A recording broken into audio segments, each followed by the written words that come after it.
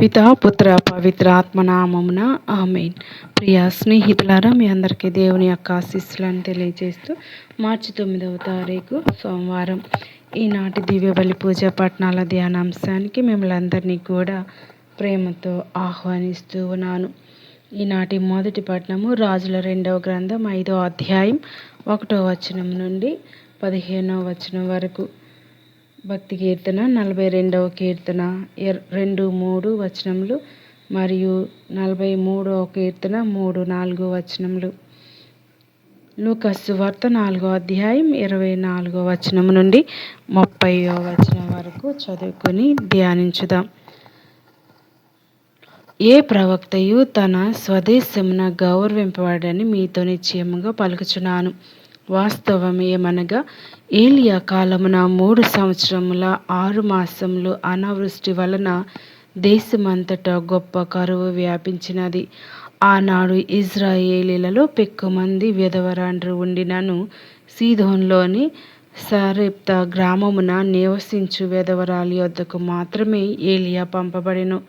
ప్రవక్తయగు Elisha కాలంలో చాలామంది కుష్ఠరోగులు ఉన్నను సిరియా నివాసియగు నామాను తప్ప మరి ఎవ్వరునూ స్వస్థత పొందలేదు అని పలికెను. అప్పుడు ప్రార్థనా మందిరంలోని ప్రజలు అందరూ యేసు మాటలకు మండిపడిరి. వారు లేచి యేసును నగరం వెలుపలకు నెట్టుకొని పోయి తమ నగరమున నిర్మింపబడిన పర్వతాగ్రమునకు తీసుకుని వెళ్ళి అచ్చటి నుండి తలక్రిందుగా పడద్రోయ తలంచిరి. కానీ యేసు వారి మధ్య నుండి తొలగి తన దారిన తాను వెళ్ళిపోయెను. ఇది ప్రభువు వాక్కు. సర్వేశ్వరునికి వందనములు. ప్రియ స్నేహితులారా, ఈనాటి యొక్క వాక్య ధ్యానాంశం దైవ సేవకులను గౌరవించు, ప్రేమించు. ఏ ప్రవక్త తన స్వదేశమున గౌరవింపబడడు. లూకాసు సువార్త 4వ అధ్యాయం 24వ వచనం. ఈర్ష, పగ, ద్వేషం, కోపం, క్రోధం అనే వాటితో నిండి ఉన్న ఈ లోకంలో శాంతి, సమాధానం, ప్రేమ, అనురాగం, ఆప్యాయత అను విలువలను నింపుటకు క్రీస్తు ప్రభు దీవిని వీడి భూమికి అరుదించాడు. ఆయన పాపాంధకారమైన ఈ జగతిలో వెలుగును నింపుటకు రాగా వెలుగు కంటే గట్టిగా అంధకారాన్ని ఆశ్రయించేవారు దేవాలయంలో యేసు పలికిన మాటలకు మండిపడ్డారు. ఆయనను హత్య చేయుటకు అన్ని విధాలా ఆలోచించారు అని నేటి సువిశేషంలో మనం ధ్యానిస్తూ ఉన్నాం. సరెఫత్ నగర విధవరాల త్యాగం, నామాను కుష్ఠ నయం వెనుక దేవుని ప్రణాళిక, కృప అనంతం. అందుకే ఏలియాకు ఆహారం అవసరమని విధవరాలు వద్దకు పంపలేదు. ఆమెను కాపాడటమే దేవుని చిత్తం. అయితే ఆమె చిట్ట చివరి ఆహారాన్ని కూడా ఏలియాకు ఇవ్వడానికి ఆమె అంగీకరించడం ఒక త్యాగం. ఆమె త్యాగమే ఆమె రక్షణకు ఒక విత్తనంగా మారింది. అలాగే దాసి ద్వారా నామాను స్వస్థతకై మార్గం తెరచిన దేవుడు మన పట్ల కూడా అధికంగా తన కృపతో రక్షణ వైపు నడుస్తున్నాడు. అదే యేసు ప్రవక్త స్వదేశంలో గౌరవింపబడడు అని సెలవిచ్చాడు. నూతన ఇజ్రాయేలు అయిన మనం యేసును తగు రీతిన గౌరవిస్తున్నామా? ప్రార్థన అంటే పరవశంతో ఉంటున్నామా? పరిగెత్తుకుపోతున్నామా?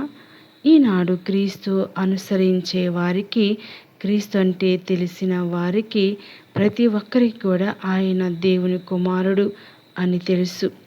శక్తిమంతుడని, అద్భుతాలు చేసే ఆత్మస్వరూపుడు అని తెలుసు. మరి మనం ఆయన్ని హృదయపూర్వకంగా అంగీకరిస్తున్నామా? లేదా ఆనాటి ప్రజల వలె అహంకారంతో, ఆగ్రహంతో తిరస్కరిస్తున్నామా అని హృదయ పరిశీలన చేసుకుంటూ, ఒకవేళ క్రీస్తు రూపంలో ఉన్న గురువులను, మఠవాసులను, ప్రజలను తిరస్కరించినట్లయితే ఆ ప్రభుని తిరస్కరించినట్లే. పాప ఓదార్పు అడుగుదాం.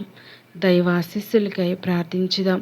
ఇక నుండి అయినా మంచి చేసే వారిని గౌరవిస్తూ జీవించుదాం. దేవుని ప్రేమ వారధులుగా ప్రయాణించుదాం. దయగల దేవుడు ఈనాడు ఈ యొక్క వాక్యాన్ని మనతో మాట్లాడుతూ ఉండగా, మరి వాక్యం ప్రకటిస్తూ ఉన్నప్పుడు నిజ జీవితంలో జరిగేటువంటి విషయాలు ఏమిటి అని మనం ధ్యానిస్తే, ప్రియ దేవుని బిడ్డలారా, మరి దేవాలయానికి లేటుగా వెళ్ళటం, ప్రసంగం టైంలోనూ మధ్య పూజలోనూ వెళ్ళటం, లేక చివరిలో వెళ్ళి సిలువ గుర్తు వేసుకుని రావటం, ఇలాంటి కొన్ని విషయాలు జరుగుతూ ఉంటాయి.